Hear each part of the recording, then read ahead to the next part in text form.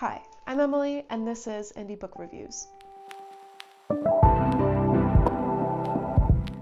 Hello and welcome back. I hope you had a great last 2 weeks. Today we're talking about a sci-fi book. I was looking at all the reviews I've done so far, and we have only done one sci-fi review. So I picked out another one this week, and we have The Last Man on Earth Club by Paul R. Hardy.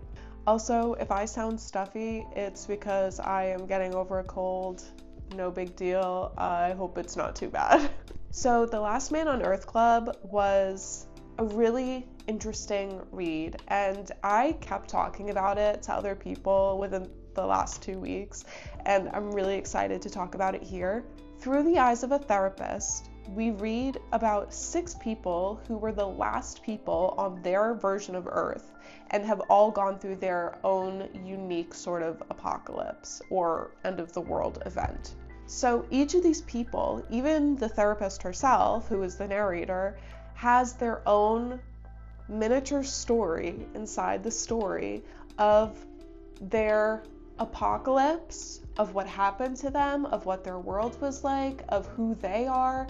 And as we go through the story, we sort of unfold what happened to everybody, how they got to where they are now, what they are going through, and the different ways that they can receive help. Now, it is important to take into consideration that this is a book written about a very traumatic event for 6 traumatized people through the eyes of a therapist. So there is definitely no holding back. But I do absolutely have to give you your trigger warnings for this one.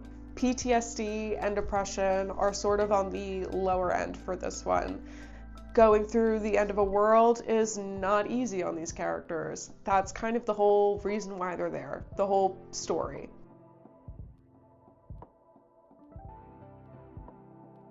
So this book is not for children.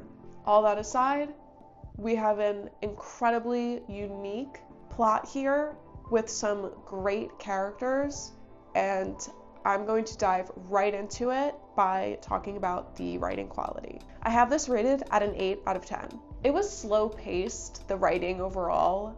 It's a 400-ish page book. The chapters can be pretty short, but there are just a lot of them. So it is slow paced, but overall it's very descriptive. It's super thorough. We get to know every little detail about every person. And there are 7 main characters. I'm thinking of each of the people that are in the group, and then also the therapist herself. Something that I thought was super great about this writing is that each character, and there are 7 of them, like 7 equally main characters, they all have their own tone. They all speak their own way. They're all super definable and well thought out. So I enjoyed getting to hear the different dialect from all these people, depending on where they're from or what their attitude is, what their behavior is like, how their personality is. I thought that was just a really great job.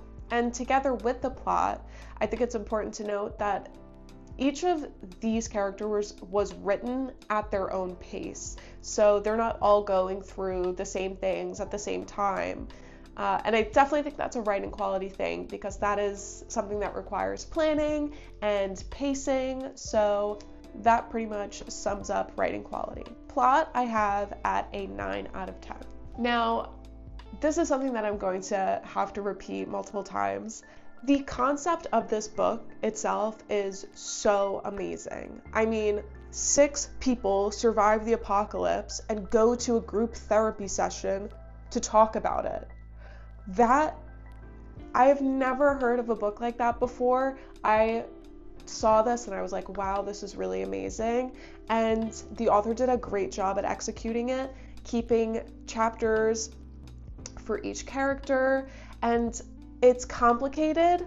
It was probably complicated to make. It's not so complicated to read. I think it's structured in a very good way. But there are 7 plots. 8. Let's go 8, because there's one for each, one like subplot for each of these characters, but there's also the general large plot of the story, like what's going on in the in the now. Having the therapist as a narrator really helped us as the reader understand what's going on in an easier way, because a therapist can't get inside their client's head, although they will try their hardest. So we get what they give, and over time they give more. So I just thought that was really good for pacing of the plot, is that we get little by little, and we're not bombarded with everything at once. We also move from these 7 subplots, and it sort of gravitates in towards one. They're all very separate at the beginning, and then they sort of start to intertwine when it comes to how to handle certain things, or people helping others, certain experiences, providing as good advice for other people's therapy. Did that make any sense? I don't know. But then again, once they're all in this world and they all start to have these certain experiences together, it makes them more of a group than these separate entities and all of these separate subplots. It sort of becomes one. That was really interesting, and I just think the way that things are paced in the story are really well executed. Characters, we have a 9.5 out of 10. I feel like it's sort of necessary to have great characters in a story that is full of them. If you have 7 main characters, you really need to know how to differentiate each and every one. And this author does. Every single character is so unique and different in the way that they act, in the way that they cope, in the way that they speak with others and speak with a therapist and handle themselves. It is just so beautifully thought out. I can't even imagine the character sheets that went into making this story. So without giving anything away, I'll just give you a little taste of some of the characters. This is stuff that's like super early on.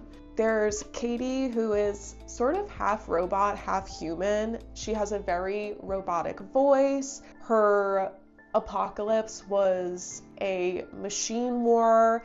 You have this sort of like AI aspect to it. And this was written a long time ago, so honestly, it might just age well. By a long time ago, I feel like it was like 7 years. 7 years isn't that long. I don't know.